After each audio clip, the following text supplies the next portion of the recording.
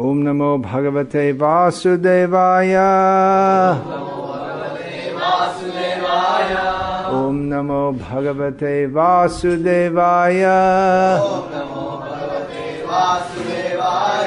Om Namo Bhagavate Vasudevaya.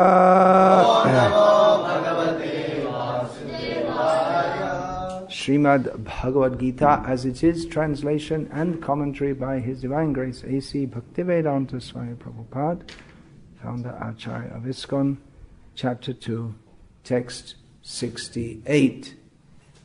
Tasmad yasya mahabaho nigrihitani sarvashaha indriyanindriyarthebhyas tasya prajna pratishtita tasmad yasya mahabaho nigrihitani sarvashaha indriyanindriyarthebhyas tasya prajna pratishtita. Therefore, O mighty armed one whose senses are restrained from their objects is certainly of steady intelligence. Purport. One can curb the forces of sense gratification only by means of Krishna consciousness or engaging all the senses in the transcendental loving service of the Lord. As enemies are curbed by superior force, the senses can similarly be curbed not by any human endeavor, but only by keeping them engaged in the service of the Lord. One who has understood this, that only by Krishna consciousness is one really established in intelligence, and that one should practice this art under the guidance of a bona fide spiritual master, is called a sadhaka, or a suitable candidate for a liberation. Tasmad yasya mahabaho nigrihitani sarvashaha indriyanindriyarthebhyas tasya prajna pratishtita. Continuing from yesterday on the theme of answering the question, what is Krishna consciousness? By citing Srila Prabhupada's many nuanced definitions and observations on what is Krishna consciousness. In this purport, Srila Prabhupada states that engaging all the senses, Krishna consciousness or engaging all the senses in the transcendental loving service of the Lord. Now, this is of course a repeated or a standard definition which I cited yesterday, that verse, the Sarvopadi vinirmuktam tat paratvena nirmalam hrishikena hrishikesha sevanam bhakti ruchyate. Bhakti means, or is said to be literal, being free, totally free from all mundane designations, taking Krishna to be supreme, and being in completely pure consciousness, the engagement of the senses in the service of the master of the senses is bhakti. So you may wonder why Srila Prabhupada repeats this so many times. Sometimes people say, well, Prabhupada's books are very repetitive. That's true. It's not that everything is completely repetitive, but that's also the mode of Shastra. For instance, in Srimad Bhagavatam, in the 10th canto, we have Krishna, the Supreme Personality of Godhead, condemning the materialistic body-centered approach to life. Yes, yatma buddhi kunape tridhatuke swadhi kalatradeshu bhoma idyadhihi. What is it? Nayatra buddhi salelena karhijij janeshva bhigyeshu sa eva gokaraha. One who thinks, Krishna says, one who takes the body made of three basic elements to be himself, who takes the wife, children, family, home, and all these things to be his own. Sayatra, who thinks that a pilgrimage is complete simply by bathing. In other words, he doesn't take advantage of the spiritual association and instruction that he can get from holy people living in holy places. Such a person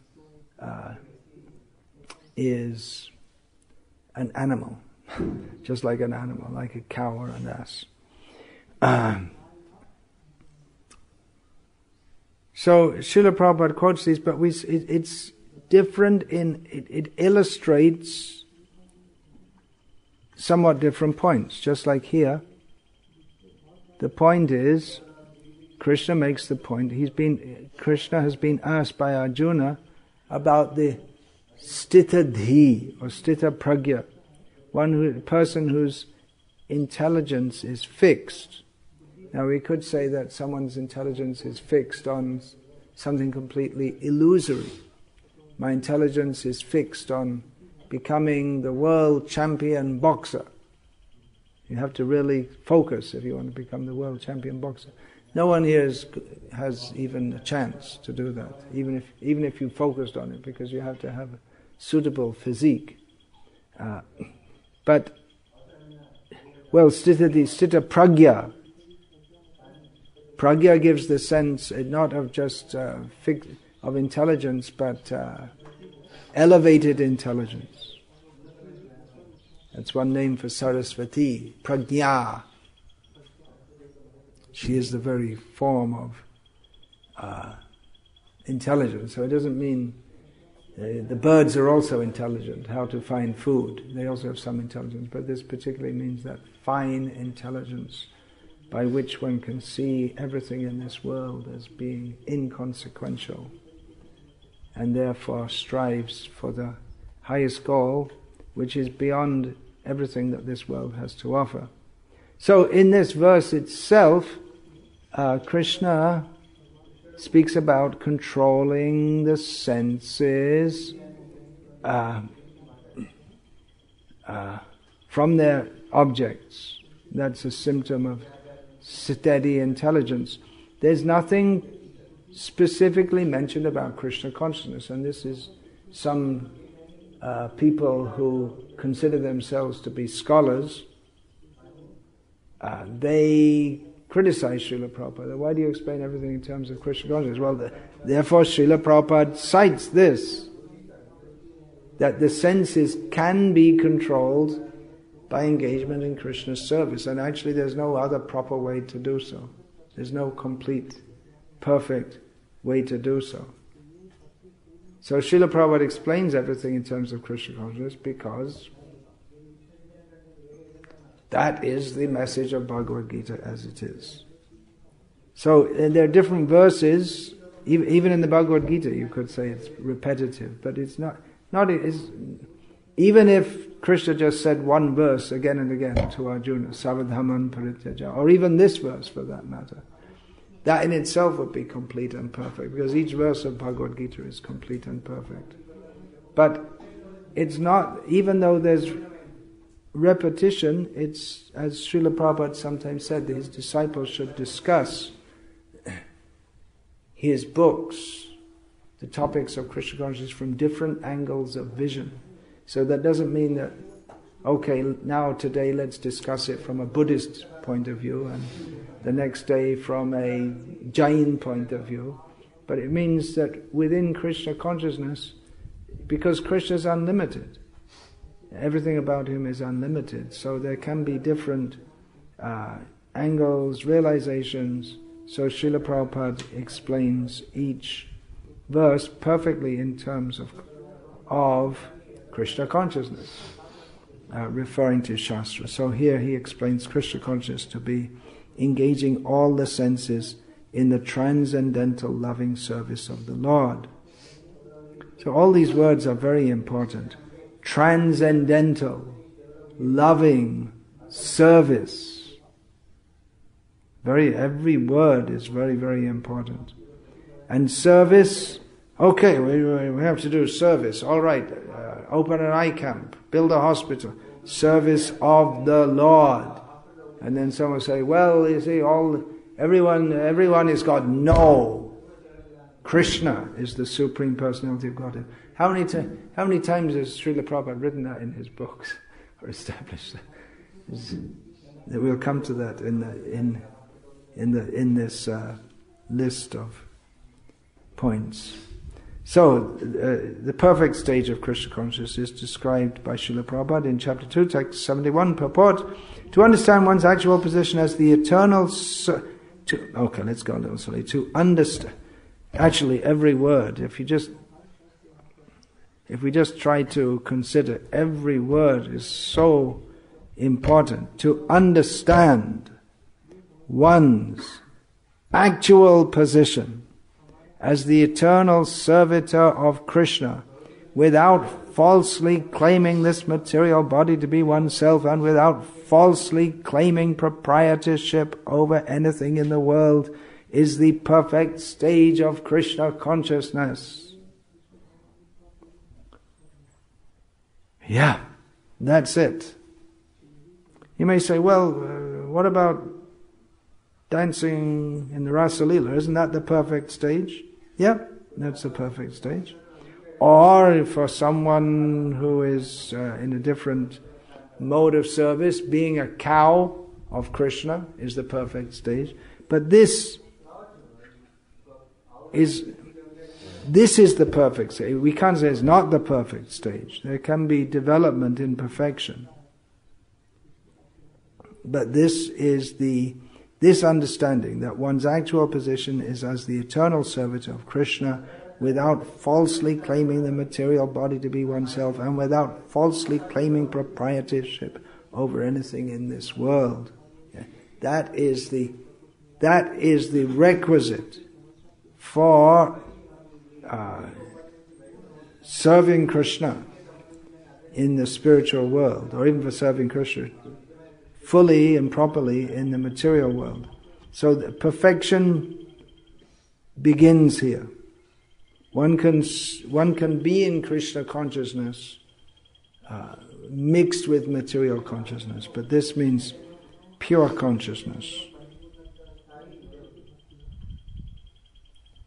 Then, Bhagavad Gita, chapter 3, text 37, purport, Srila Prabhupada writes, if, therefore, lust is transformed into love for the Supreme, or transformed into Krishna consciousness, or in other words, desiring everything for Krishna, then both lust and wrath can be spiritualized. Wrath means anger. So there's lust and wrath, kam and krodha. So here, Krishna consciousness is defined as desiring everything for Krishna, which again is taken from Shastra. Everything Srila Prabhupada says. Krishna te kila cheshta. A devotee does everything for the sake of Krishna. And this Srila Prabhupada cites in the specific context of overcoming lust. Lust, or material desire, is the great enemy that binds us, not only binds us in this material world, but drags us down and down and down into lower and lower consciousness. So it's very difficult to overcome. But lust can be overcome by desiring everything for Krishna. And then again there comes the same point of engaging the senses in the service of Krishna. So in material consciousness, we have so many desires. Hoya Mayar Das Kari Nana Abhilash. When we become a servant of Krishna, we have many desires, just like Kunja Bihari is very desirous of playing with his fingernails. But he should be listening to the class. It's a common pastime of ISKCON devotees during class. They have this fascination with their fingernails. But for your information, you are not your fingernails or any other part of the body.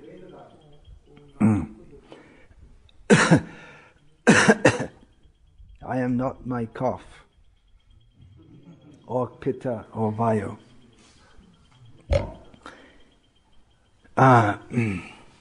So it's the same thing. Engaging whatever we desire means that we desire to. It means the desire is to be fulfilled via the sense. All desires are sensual desires. Of course, you may say, "Well, I desire to be a very powerful ruler," but that's manasijam, manoratham. That's a desire of the mind. So, engaging all the senses in the service of the master of the senses, that comes from the resolve to do everything for Krishna. And then, even though desire will remain, and even anger may remain, but that will be spiritualized. You may say, well, how can anger be spiritualized? Ask Hanuman, ask Arjuna. He wanted to be a pacifist. Krishna said, no, get angry. Get angry and fight. He told Arjuna that anger is the gate to hell, and he also told him to fight. How? Mat karma krin, mat parama, working for Krishna, taking Krishna to be supreme. And even if there's any sin in that, then sarva dhamman parityaja mamekam sharanam raja. Ahang tva sarva papebhyo moksha yashami masu chakra. Even if you think there's any sin to be incurred, I will deliver you from that, Krishna says. So I'm just going very quickly through this, although any word of Bhagavad Gita or any word of Srila Prabhupada's translations and purports, it could be expanded into millions of books. So this is just a quick run through all of this. So, in Bhagavad Gita chapter 3 text 41 purport, Srila Prabhupada writes, the living entities are parts and parcels of the Lord, and therefore they are simply meant to serve the Lord. This consciousness is called Krishna consciousness. So, you may say, well, what's all this about serving Krishna? Why? That's how we just... There's no point to ask why. It's just like that. There are some things which there's no point to ask. Why is water wet? When I'm thirsty, why is it that water slakes my thirst? If I drink a cup of oil, that's also liquid, but it won't slake my thirst. Well, maybe some scientists could do some research and come up with some reason, the different reactions among the neurons in the brain when you drink water, but there's no use, there's no point. Yeah. There's no point to study it. It's just you drink the water and your thirst is slaked. And you drink the oil and you'll get dysentery at best. It depends what kind of oil this is. If it's kerosene, then you might... you'd get dysentery with a bang.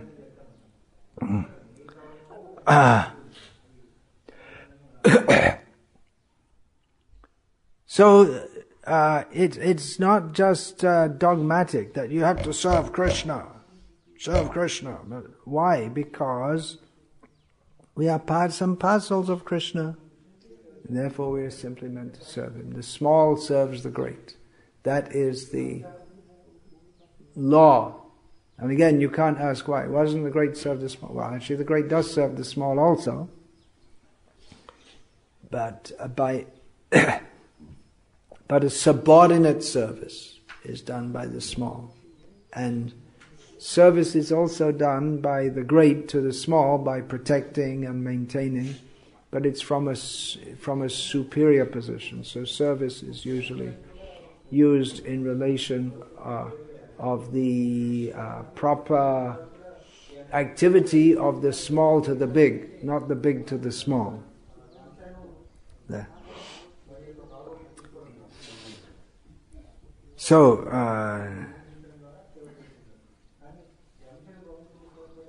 Srila Prabhupada writes in chapter 3, text 42, purport.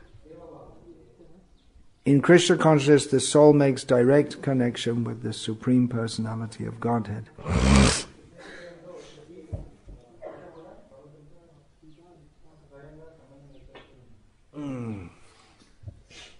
So this is also a definition of Krishna consciousness. Direct connection with the Supreme Personality of Godhead. Everyone has a connection. The connection is unbreakable. Even though we appear to be disconnected, most people in the world have no idea of Krishna. They never heard of Krishna. Or maybe many people heard vaguely something. They have no idea of Krishna. Or they may, most people in the world have some idea of God as differently conceived in different traditions. But still they don't have a direct connection with Him, because in Maya is a covering. Jnanam avritya dehinam, well, that's lust or material desire, covers our direct connection. But Krishna consciousness means to reawaken our dormant relationship with Krishna, which means to have a direct connection with Krishna. It's at the present, in our present situation, we are connected but largely disconnected. It means we have a tenuous connection. It's via the material energy by which we forget Krishna. We can't not be connected with Krishna because the material energy is also Krishna's material energy. But our direct connection with Krishna comes by, if we remember Krishna and serve Krishna and Krishna reciprocates, then that is a direct connection. In chapter 3, text 43, in the purport, Srila Prabhupada writes,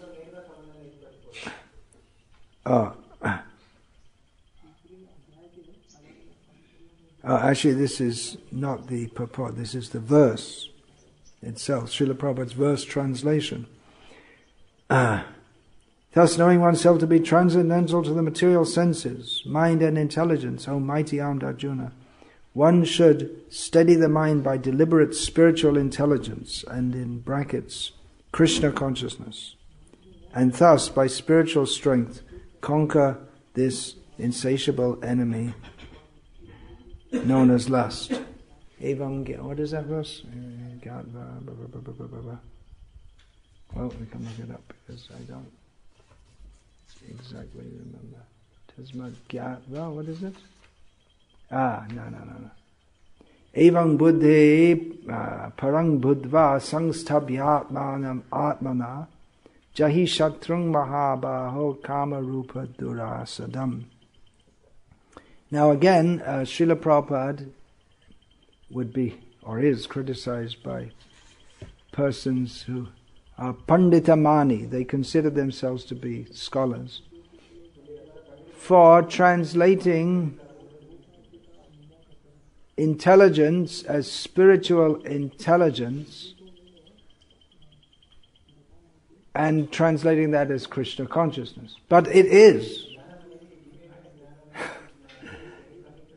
Krishna doesn't say so directly, and Srila Prabhupada, he explains that. that spiritual intelligence, or actually Prabhupada writes deliberate spiritual intelligence. Deliberate spiritual intelligence. I mean, deliberate here means focused, applied. So deliberate buddhi. What does buddhi mean? Krishna consciousness. That's the critics, they criticize. Srila Prabhupada translates karma as Krishna consciousness. He translates jnana as Krishna consciousness. He translates yoga as Krishna consciousness. He translates buddhi as Krishna consciousness. But that's a fact. It depends on the context, of course. But although Krishna gives a chance for the non-devotee transcendentalists also in Bhagavad Gita, if we are to understand Bhagavad Gita in the best possible way, of course it is possible to ignore the dozens of statements that directly establish Krishna as the Supreme Personality of Godhead, and then translate these or understand these verses. See, there's no, I went through all these verses and I didn't see Krishna, no mention of Krishna. So it is possible to do that. But Srila Prabhupada, with his deliberate and spiritual intelligence, informs us that Krishna consciousness, informs us that deliberate spiritual intelligence means Krishna consciousness, and therefore, if A equals B, then B equals A. So Krishna consciousness means deliberate spiritual intelligence.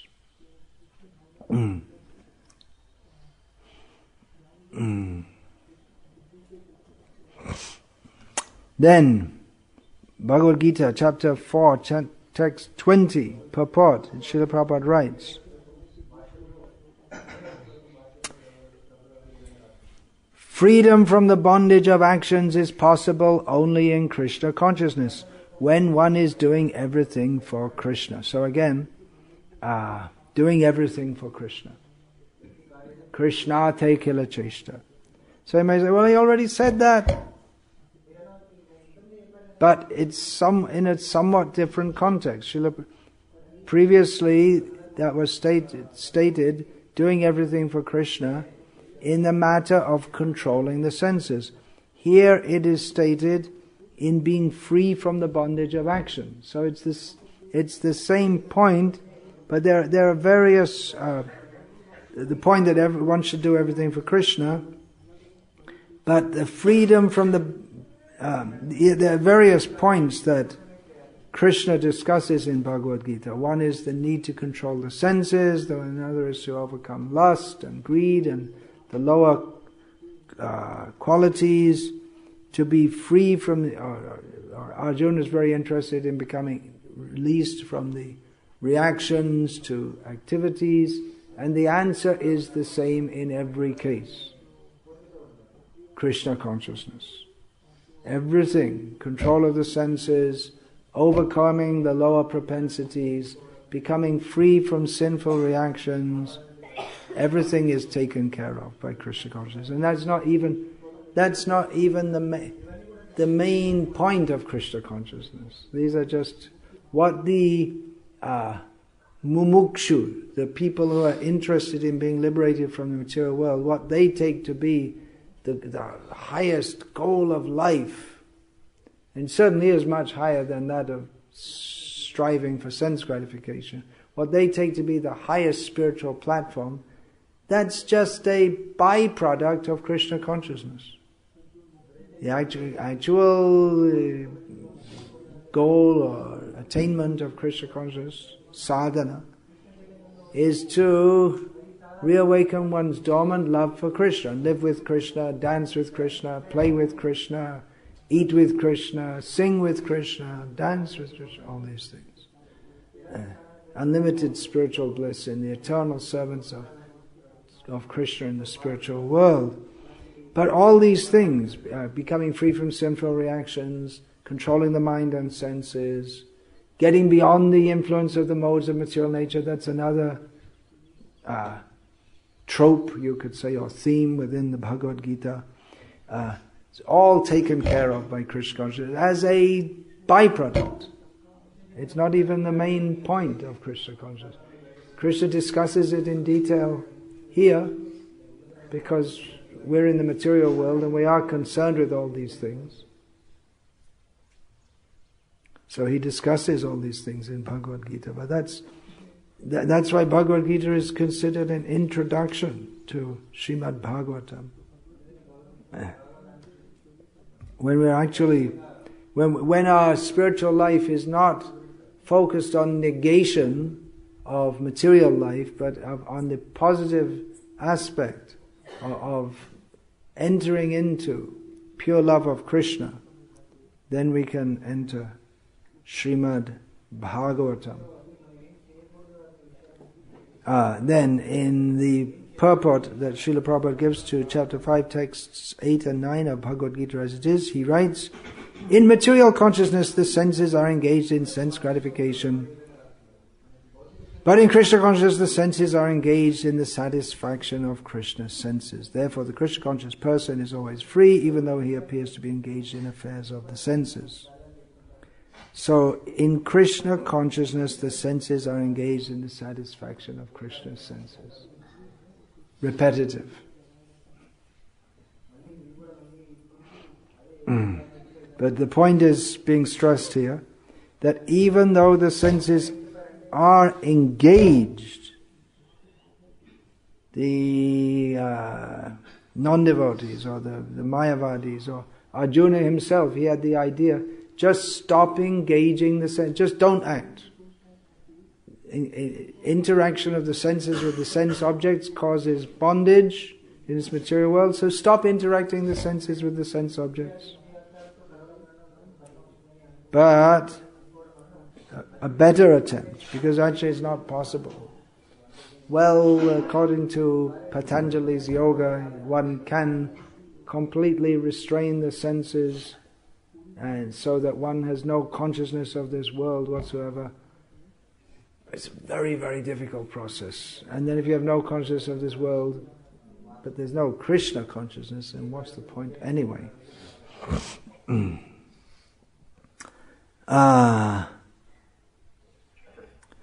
But the Krishna conscious person engages in his senses with the sense objects.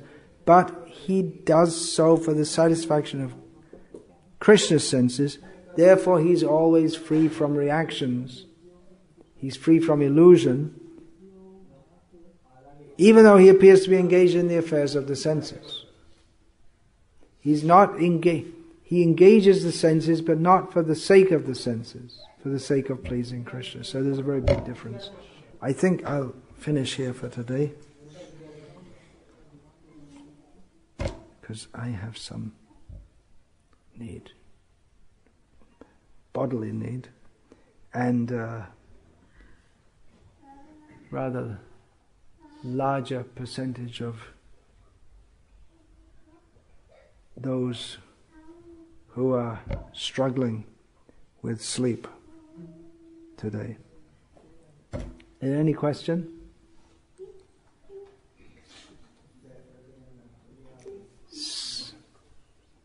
Got this. When he's brushing, the dust should cover the mouth. Otherwise, all the dust will go, and that will make this mucus. You can do that when you're doing the brushing.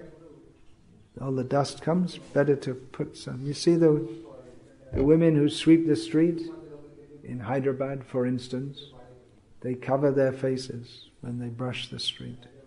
Otherwise, all the dust goes in, and you get that kind of sniffy, mucusy condition.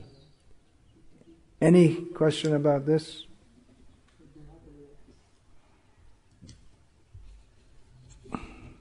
No, it's all very basic.